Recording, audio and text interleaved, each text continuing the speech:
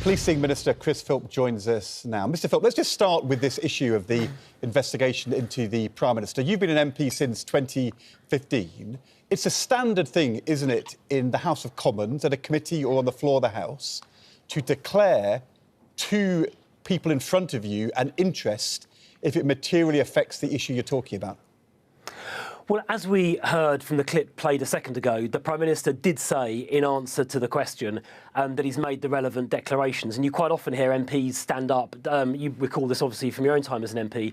MPs stand up and say, I draw the House's attention to my register. He mentioned in his little clip there that he had made all the relevant declarations in his ministerial declarations of interest, and he wrote a letter to the committee shortly afterwards, I think on the 4th of April, clarifying a little bit further. Of course, he's going to work with the Standards Commissioner to clear up any questions the Standards Commissioner may have. But I don't think, and the key point also to make, is that no one is suggesting seriously there's anything sinister going on here. The announcement that was being discussed there was about providing free childcare for children up to the age of 4, and providing more resources to train up new childminders, something I think everybody is going to welcome. So I think it is pretty clear there's nothing sinister going on. But the interesting thing is, Mr Philp, because you know how the House of Commons work, the Prime Minister didn't set out that he had an interest. He tried to brush it away by saying he'd made a ministerial declaration. The right way to do it is to tell the House, and I look back, in your maiden speech,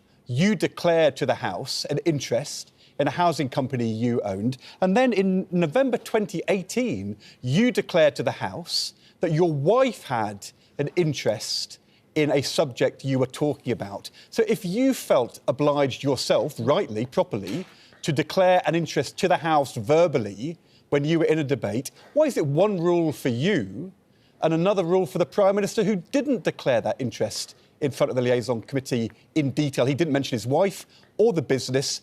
You mentioned your wife and the particular business you and then she were involved in. Why is it a different rule for him?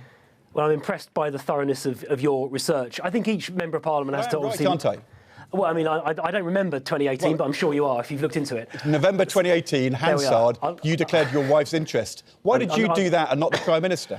Well, I must have considered at the time that it was relevant. Each MP makes their own decision. He did refer in answer to that question at the committee that he had made the relevant declaration as a minister. And obviously he then wrote to the committee, I think a few days later or a short while later, on the 4th of April, clarifying it further. Clearly he's going to cooperate fully with the Standards Commissioner in looking at this. But I think it is pretty clear. It just feels to me, though, Mr Philp, when you give that answer, there is something to look at here, because you judged it appropriate in November 2018 to tell the House about the detail of your wife's interest, and the Prime Minister chose not to mention his wife's interest. And the question is, why didn't he play by the rules you played by? Well, I mean, it may be it's very likely the particular circumstances relating to our respective spouses are almost certainly different. I don't know the precise details of exactly the nature of his wife's investment. But, he has made his ministerial declaration. He did refer to that in the committee. And as I said a couple of times already, there is obviously nothing sinister. What he was doing here was, providing free childcare for children up to the age of 4 and providing resources to get more childminders trained up. Those are things I think everybody across the political spectrum would agree with, would get behind. It is pretty obvious there is nothing ultimately sinister going on. But, he will obviously work with the Commissioner to make sure the Commissioner ultimately is satisfied. I'm just pointing out in November 2018 you stuck to the rules, and in the liaison committee the Prime Minister didn't stick to the rules, and that's why he's being investigated. But the individual circumstances may well be different. I don't know. Maybe. They'll be investigated. Chris Philp, we want to talk to you about crime. You're the policing minister. You want to announce that more machetes and zombie knives could be banned in England and Wales, with criminals who buy or sell them facing up to 2 years in jail under government plans. The trouble is, at the moment, we have an issue with calling out police for any particular crime. Last year, the National Police Chiefs Council pledged to attend all burglaries. In the same year, the number of burglaries attended by the Metropolitan Police had fallen to 50%, and an officer didn't attend the scene of a burglary in more than 45,000 cases. We have an issue, don't we, particularly with knife crime, but in police officer numbers. How are you getting on with your targets? Well, on police officer numbers, there is going to be an announcement next week, I think on the 26th of April, and I'm confident that what that announcement will show is that we have record numbers of police. That is to say, more police than we've ever had at any point in the history of England and Wales. The previous high point was in March 2010, when there were, I think from memory, about 145,000 police in England and Wales. And I am expectantly confident that when the figures are published next week, we will have comfortably exceeded that previous high point. What do you think it's going to be? Look, I'm not going to speculate precisely, but it'll be some margin higher, and we're talking about some thousands higher. But I don't want to preempt any announcements, so we'll find out. We'll find out exactly what number next week. And if you'd like to have me on the show the day after, so the 27th, because the figures are embargoed until 9:30 that morning, I'd be happy to talk about them. We always love to have you on the show, Mr. Philip, and we have you on the show more often than any other government minister. Every week. But let me just have a look at the numbers. Between 2010 and 2017, under your government, police numbers went down by more than 20,000. Now, you've just told me and our audience that in 2010 they were 145,000. In 2017, under your government, they went down to 121,929. So quick maths, 24,000 lost under your government. 24,000 police officers taken off the streets. I mean, it's no surprise, is it, that knife crime went on the rise?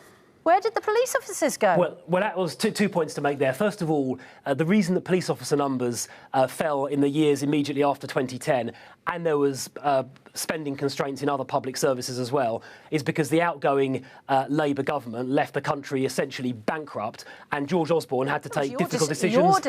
Your government's decision to make those cuts to the police force. Let me finish. And the outgoing government, under the previous government, there was a record number of police officers. For the previous Labour government, with all due respect to Ed, bankrupt the country. The outgoing Labour Chief Secretary left a message on his desk in the Treasury saying there's no money left. We lost more than 20,000 police officers, and knife crime soared. And let me come on to the crime figures, and in order to put the country's finances back in order after the last Labour government bankrupted us, difficult decisions had to be made. Now, thankfully, in more recent years... Mr. Phil.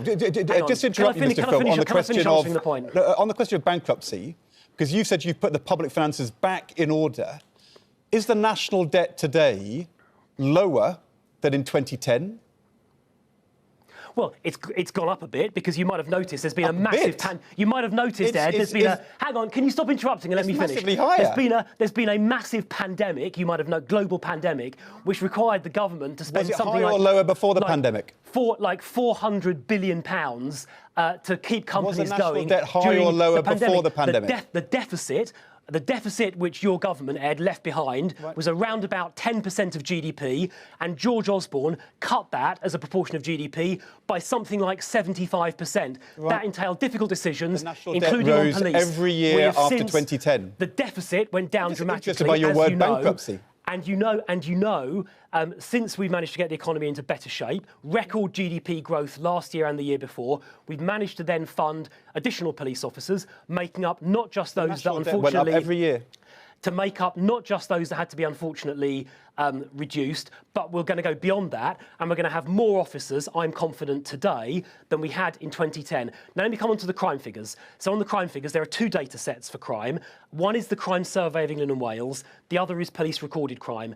And according to the Office for National Statistics, the only one that we can rely on is the Crime Survey, because police recorded crime changes as, for example, the police get better and more diligent at recording crime. On the Crime Survey figures, the ONS-approved set of figures, overall crime since 2010 has reduced by about 48%.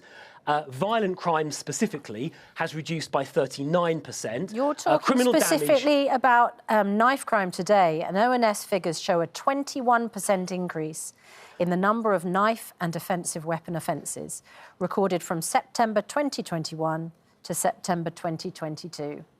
So though that partly reflects an increase following COVID, because all crime went down during COVID, if you look at it over a 3-year period, knife crime, so from 2019, December 2019, hospital admissions for people who have been the victims of a knife wound have gone down by 24% for those under the age of 25, and overall violent crime since 2010 has gone down by 38%. Now, that's all very positive, but we'd like to go further. That's why we're banning these remaining dangerous machetes and zombie knives in today's announcement, and it's why I'm confident we're going to have record-ever numbers of police when the figures come out in about a few days' time on the 26th next week. And how, when you say record-ever numbers, if we lost more than 20,000, once you've put back the 20,000 that we spent at least one, if not more, years without, many years without, how many more police officers do you expect to announce? Yeah, so we've added 20,000 extra in the last 3 years. No, there was some more. Sorry, there was some more added before that. is just filling the gap that you cut. And there was some more. And there was some more If we you've got back recruited. to level what it was just as you came into government, how many extra police officers? Considering there's been a rise in the population over the last 13 years. So since the low point, we've hired more than 20,000 because the 20,000 is just the last 3 years.